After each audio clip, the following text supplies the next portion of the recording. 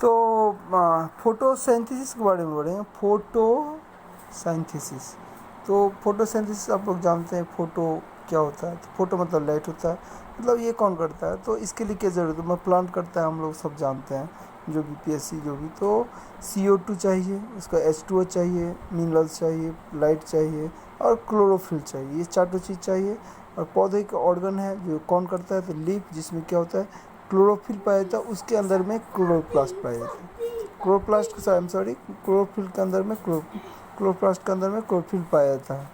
अब ये इसका इक्वेशन याद रखिएगा, C6CO2 प्लस 12H2O, सनलाइट चाहिए, C6H12O6 plus 6CO2 plus 6H2।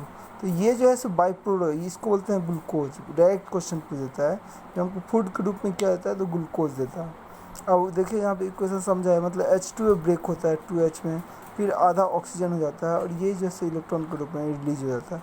तो ये इस तरह से है इक्वेशन, यहाँ पे दिया हुआ है ऑक्सीजन। अब इसको पूछ देगा क्या ये कौन सा है, क्योंकि देखिए एक बार देखिए इस इक्वेशन में देख रहा हूँ ऑक्सीजन का क्या हो रहा है, जो है सो इंक्रीज हो रहा है, और एक बार ऑक्सीजन का कार्बन का बढ़ रहा है, मतलब ऑक्सीडेशन और रिएक्शन दोनों है। ये भी पूछ रहा है कि फोटोसिंथेसिस कैसा रिएक्शन है, तो ऑक्सीडेशन भी है और रिडक्शन भी है।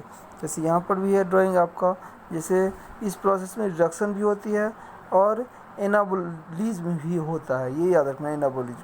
तो यहाँ से CO2 क्या करता है, ये पत्ती को सूखता है। यहाँ पे ग्राफ हम बना दिए हैं, पी जैसे जो भी है पोर है, स्पर्श जिसको बोलते हैं, उसका एस्टोमोटा, यहाँ से पूछ देता है एस्टोमाटा जो होता है, इससे ये होता है। तो आपका ये फोटोसिंथेसिस का इक्वेशन, ये सब जो है बहुत काम का चीज़ है। उसके बाद जो है उसको हम बता रहा हूँ। उसके बाद प्लांट में जो होता है आपका, इसे तो समझ ही गए। अब यहाँ पे प्लांट भी भोजन बनाता है, यहाँ पे दिया हुआ है अच्छी तरह से। प्रकाश संश्लेषण की अब कैरेक्टरिस्टिक्स क्या है, तो ये 2 तरह का होता है, फोटो कल्चरल रिएक्शन, और उसके बाद जो है सो वहाँ पे लिखा हुआ है रासायनिक अभिक्रिया, और प्रकाशहीन, मतलब लाइट के, जब लाइट रहेगा तब, और जब लाइट नहीं रहती। देखिए लाइट जब रहेगा तो यहाँ पे क्या है ग्रेमा में, और ये क्या है स्ट्रोटोमा में। तो लाइट नेसेसरी स्ट्रोटोमा, तो ये ग्रेमा का ज़रूरत नहीं पड़ता है यहाँ पे। ये दोनों का टाइप से याद रखिएगा, ये है और ये स्ट्रोटोमेटा है। उसका H2O का होगा, जो केल्विन बेसन चक्र बोलते हैं, ऐसे चक्र को बोलते हैं केल्विन बेसन चक्र। उसके बाद ND ये है निर्माण होता है, और उसके बाद ATP भी बनता है। उसका लाइट जो है सो विजुअल लाइट में, जिसमें कौन कौन है, बैगनी, नीला, लाल, वायलेट, ब्लू और रेड। सबसे ज़्यादा किस में होता है, तो रेड में होता है। रेड में पूछ देता है प्रकाशन सबसे ज़्यादा किस में होता है, तो रेड में होता है।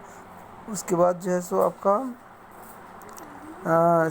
ये तो जानते ही हैं, तो ये क्या होता है एंजाइम के रूप में। ये कौन सा एंजाइम, तो रबिस्को एंजाइम प्रकृति में पाया जाता है। पूछ देता है कौन सा एंजाइम प्रकृति में पाया जाता है, तो रबिस्को एंजाइम। आपको रीजनिंग में काम आएगा वाला, सबसे प्रचुर मात्रा में होता है, सबसे प्रचुर पाया जाता है।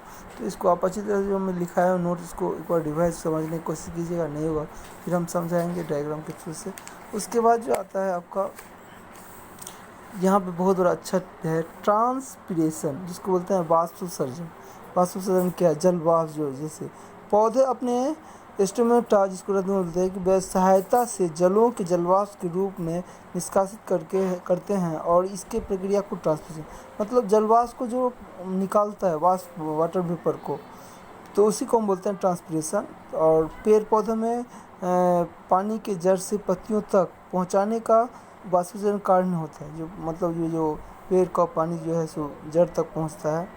उसके बाद यही है, लेकिन इसी से जो है सो प्रसारण, और प्रसारण को बोलते हैं ऑस्मोसिस, और विसरण को बोलते हैं डिफ्यूजन, के द्वारा ये काम होता है। ये बहुत लार्ज पार्ट में हुआ। उसमें जो है सो क्या है, ग्लेटेशन है, तो बिंदु प्रसारण है, जल के बिंदु के, मतलब वाटर डिपॉजिट्स। तो आर्द्र जलवायु में उगने के पादपों के, मतलब ये आर्द्र में जहाँ पे ड्राइनेस रहता है, तो वहाँ पे होता है।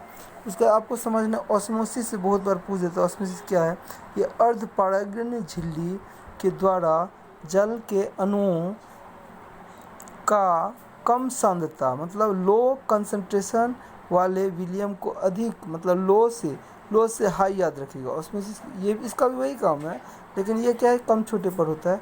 तो कहने का सेंस लो से हाई में जाता है और विलीन करके सविभूति करने का प्रक्रिया को हम क्या बोलते हैं, प्रासरण बोलते हैं, ऑस्मोसिस। यहाँ पर मैं डायग्राम बना दिया हूँ, तो ये डायग्राम देख सकते हैं। जैसे चीनी का ले लीजिए, यहाँ पे क्या होता है, तो कम सांद्रता से हाई कंसंट्रेशन, जहाँ पे मतलब लो रहेगा, लो इतना याद रखना, ऑस्मोसिस ये प्रोसेस चार्ट ऑप्शन रहेगा, low concentration to high concentration में ये जाता है।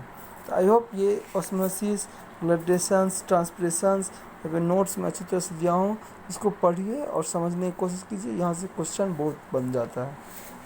इसके बाद जैसा आपका है डिफ्यूजन, ये यहाँ से क्वेश्चन पूछ देता है डिफ्यूजन क्या है। तो किसी पदार्थ के कण विसरण के डिफ्यूज कर रहा है, अनियंत्रित रूप से जो गति करते हैं, जिसके परिणाम स्वरूप पदार्थ का कण उच्च सांद्रता, ये क्या है, उसका उल्टा है, high concentration to low concentration. तो ऑस्मोसिस डिफ्यूजन में कंफ्यूज मत होइएगा, डिफ्यूजन क्या करता है, हाई कंसंट्रेशन से लो कंसंट्रेशन। उसके बाद यहाँ पे आपको ये बहुत बार क्वेश्चन पूछा गया है, हाइड्रोफाइट, एक मतलब वाटर में रहने वाला, हाइड्रो मतलब जल होता है, वाटर में रहने वाले पौधा, उसका जीरोफाइट ये रेगिस्तान में होता है, मरुभूमि होता है। उसका बाद मेसोफाइट मतलब जैसे जो स्थलीय भागों में गेहूँ, एक एग्जांपल याद रखिएगा, जीरोफाइट का कैक्टस याद रखिएगा, हाइड्रोफाइट वाटर में बहुत सारा है। उसका बाद हेलोफाइट, चार याद रखिएगा, हाइड्रोफाइट, जेलोफाइट, मेसोफाइट और हेलोफाइट। हेलोफाइट जहाँ नमक की मात्रा ज़्यादा होता है वहाँ पे ये पाया जाता है, जैसे मैंगो प्लांट, सुंदरी वृक्ष, बहुत सारा चीज़ सब है, मैंग्रोव। हेलोफाइट में डायरेक्ट क्वेश्चन पूछ देता है मैंगो कौन सा है, ये कौन सा हाइड्रोफाइट है, जीरोफाइट या मेसोफाइट, यहाँ से आपको क्वेश्चन बहुत बनेगा। आई थिंक ये डिफ्यूजन क्या है, तो high concentration to low concentration, osmosis क्या है, लो कॉन्सेंट्रेशन से हाई कॉन्सेंट्रेशन में ये वाटर और मिनरल है उसको जो है सो ले जाता है, ये है। और उसका ट्रांसलेशन पढ़े, फोटोसिंथेसिस पढ़े। तो आई होप ये वीडियो आपके लिए बहुत अच्छा होगा और इसको जैसे पढ़ने का कोशिश कीजिएगा। Thank you, God bless you.